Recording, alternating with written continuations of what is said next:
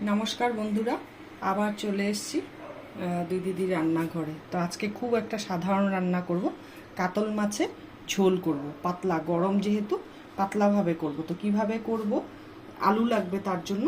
আর আমি কড়াইতে তেল দিয়েছি, তেল গরম হয়ে এসছে। তো প্রতিটা জিনিস আমি দেখাবো না, কি কি দিব আপনাদেরকে যখন দিব তখন আপনাদেরকে দেখাবো। আমি প্রত্যেকটা জিনিস একদম পাতলা ঝোল করব আজকে। তো কড়াই গরম হয়ে গেছে। তো এই অবস্থায় আমি মাছগুলো এক এক করে ভাজবো। একসাথে তো সব মাছ দেওয়া যাবে না, 3 টুকরা করে ভাজবো। তো এটা এই 3 পিস হয়ে যায়, তারপর আরো 3 পিস ভাজবো। 6 পিস টোটাল মাছ রান্না করছি। আমি মাছটাকে 1 ঘন্টার বেশি ম্যারিনেট করে রেখেছিলাম। তেল, একটু লেবুর রস, নুন, হলুদ দিয়ে ম্যারিনেট করে 1 ঘন্টা রেখেছিলাম। তাতে করে নুন হলুদটা আর লেবুর রসটা মাছের ভেতরে ঢোকে। তো এখন মাছটা ভাজা হোক, ভালো বেশ কড়া করে ভাজবো আমি মাছটা। তো আবার পরে ফিরে আসছি। এক পিঠ তো আমি উল্টে দিচ্ছিলাম, এখন আরেক পিঠও হয়ে গেছে। এই যে হয়ে গেছে, এখন আমি মাছটা উঠিয়ে নিব।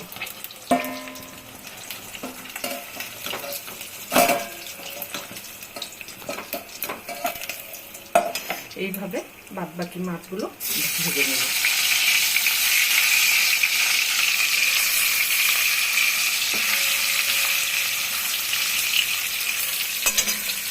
আবার মাছটা ভাজা হোক, পরে দেখাচ্ছি। এখন মাছ ভাজার ঢাকনাটা উঠাবো। প্রচন্ড ফোটে তো, আমি যেন ঢাকা দিয়ে দিয়ে ভাজি।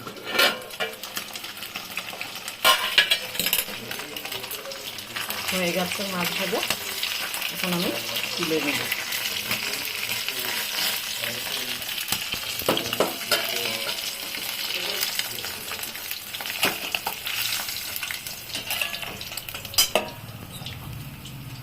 সব মাছ ভাজা হয়ে গেছে, সব বলতে 6 টুকরা মাছ।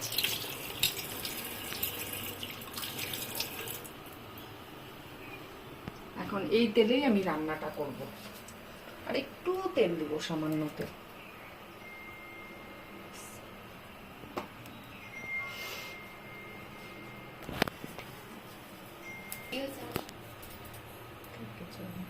এখন তেলের মধ্যে গোটা জিরা ফোড়নে দিব,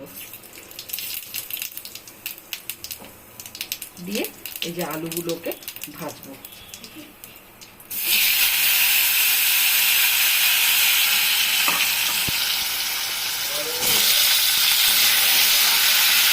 ভাজা হয়ে গেছে। তো মশলা লাগবে, খুব সামান্য মশলা দিয়ে করব।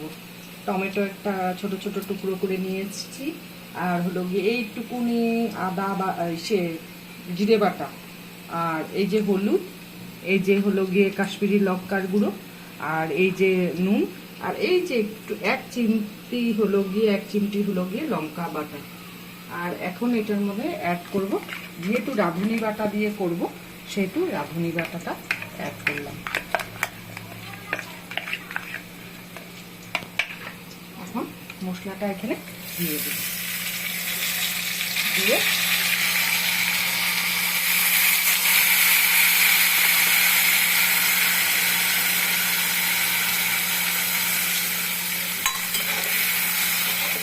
কষাবো ভালো করে।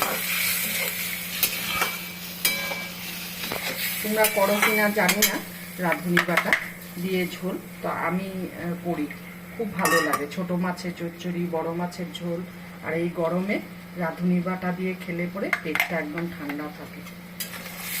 তো এটা এখন কষতে সময় লাগবে, একটু ঢাকা দিয়ে দিব, তাতে করে আলুটা সেদ্ধ হয়ে যাবে।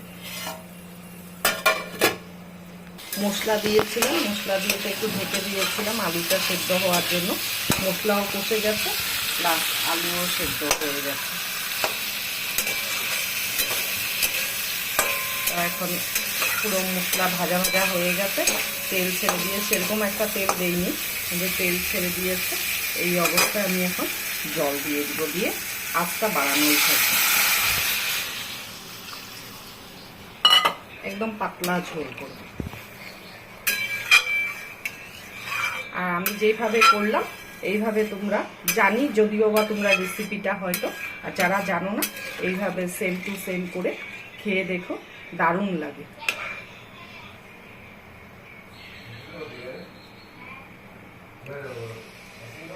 এখন একটু ঢেকে দিব, পরে 2 মিনিট পরে আবার মাছ দিয়ে তারপরে নামিয়ে নেব। এখন ঢেকে দিব আমি ঢাকনা দিয়ে মিনিট 5 জন্য। এখন ঢাকনাটা তুলব, ঝোল পুরা টক বকিয়ে করছে, অনেকটা কমেও গেছে, যতটা জল দিয়েছিলাম আর অনেক কমে গেছে। আলু টালু সব সেদ্ধ হয়ে গেছে। এই যে এখন মাছগুলো দিয়ে দিই এক এক করে।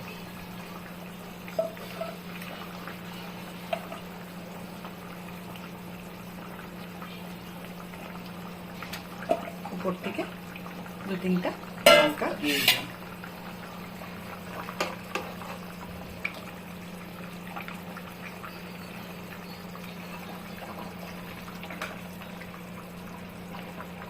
মাছটা দিয়ে জাস্ট একটু ফুটাবো, ফুটিয়ে নিয়ে এই যে ধনেপাতা রেখেছি, আজকে খুব ভালো ধনেপাতা নিয়ে এসছে বাজার থেকে, একদম লোকাল হাইব্রিড না।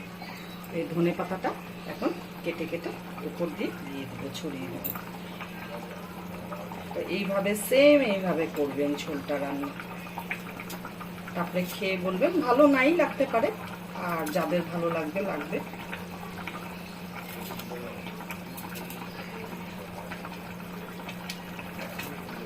মাঝে মধ্যে একটু চেঞ্জ করে করে রান্না করতে লাগে।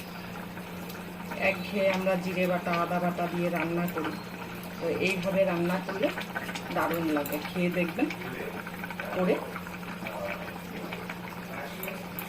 তো এবার ধনেপাতা দেওয়া হয়ে গেছে, এবার আমি ঝোলটা নামিয়ে পরে ফিরে আসছি।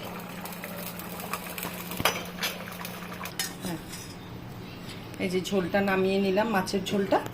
তো ভিডিওটা কেমন লাগলো আপনারা অবশ্যই অবশ্যই কমেন্ট করে বলবেন। একদম পাতলা ঝোল, দেখুন আর কি মশলা দিয়েছি আপনাদেরকে আমি দেখিয়েছি, তো সেই বুঝেই আপনারাও রান্না করবেন। আর ভিডিওটা ভালো লাগলে বারবার রিকোয়েস্ট করি পুরো ভিডিওটা দেখবেন, আপনারা স্কিপ করে দেখবেন না। আর ভিডিও ভালো লাগলে লাইক কমেন্ট শেয়ার করবেন, আর চ্যানেলটাকে যারা নতুন আছেন তারা সাবস্ক্রাইব করবেন। আর পুরোনোটা তো নোটিফিকেশন ইসে করাই থাকে, তো তাদের ওখানে তো ভিডিও চলেই যায়। তো প্লিজ প্লিজ দেখবেন, আপনাদের কাছে অনুরোধ থাকলো। আজকের জন্য রাখছি ভিডিওটা, টাটা।